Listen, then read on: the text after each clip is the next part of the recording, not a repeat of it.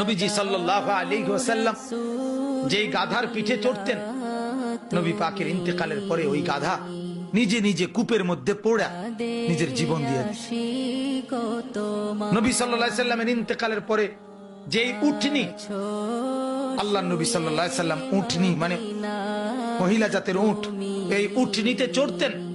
সেই উটনি জান্নাতুল বাকি কবরস্থানের পাশে গিয়ে এমন ভাবে বসছে, এক টানা 2 সপ্তাহ কোনো খাদ্য খাবার না খেয়ে, এক ঢোক পানিও না খেয়ে নিজের জীবন নিজে দিয়ে দিছে, মরে গেছে রাসূলের বিরহে। হযরতে আব্দুল্লাহ ইবনে যায়েদ ইবনে আব্দে রব্বিহি নবীজির একজন সাহাবী। সর্বপ্রথম আজানের যে বাক্যগুলো যিনি স্বপ্নে দেখছে, এই সাহাবী আব্দুল্লাহ ইবনে যায়েদ ইবনে আব্দে রব্বিহি, এই উনি বাগানের মধ্যে কাজ করতেছিলেন, খেজুর বা আঙ্গুরের বাগানে। এই অবস্থায় ওনার কানে আওয়াজ পড়ছে সরদারি দো আলম নবীজি ইন্তেকাল করছে। এই কথাটা ওনার কানে আওয়াজ পড়ছে, শুনছে আর কি, নবীজি কি হয়েছে, ইন্তেকাল।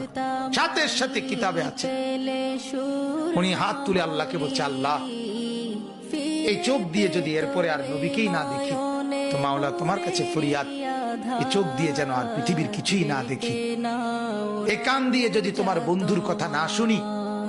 রব্বুল আলামিন যে চোখ আর নবী দেখবে না, এই চোখে আমি আর কিছু দেখতে চাই না। যে কান আল্লাহর নবীর কথা শুনবে না, সেই কান আর কিছুই শুনতে চাই না। আল্লাহর কসম কিতাবে আছে, আমরা নিজে বুখারীর শরহ ব্যাখ্যা গ্রন্থে এটা পড়ছি, পড়াইছিও ছাত্রদের। ওই সাহাবী এরপরে আর মৃত্যু পর্যন্ত কোনদিন আর কিছু চোখেও দেখে নাই, কানেও শুনে নাই।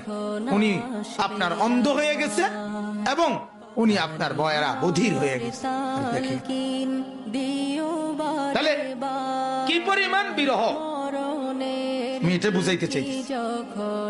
নবী পাক সাল্লাল্লাহু আলাইহি সাল্লাম সেই তাকেও কি যাইতে হইছে কবরে, হ্যাঁ কবরে যায়। আল্লাহর নবী সাল্লাল্লাহু আলাইহি সাল্লামের রওজা মুবারক কবরে দাফন করার পরে এক লোক বহু দূর থেকে এক ইমানদার আসছিল, এটাও কিতাবে আছে।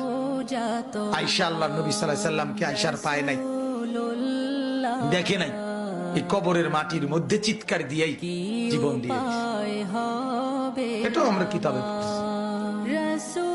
জজবুল কুলুব ইলা দিয়ারিল মাহবুব, এটা আরবি কিতাবের নাম।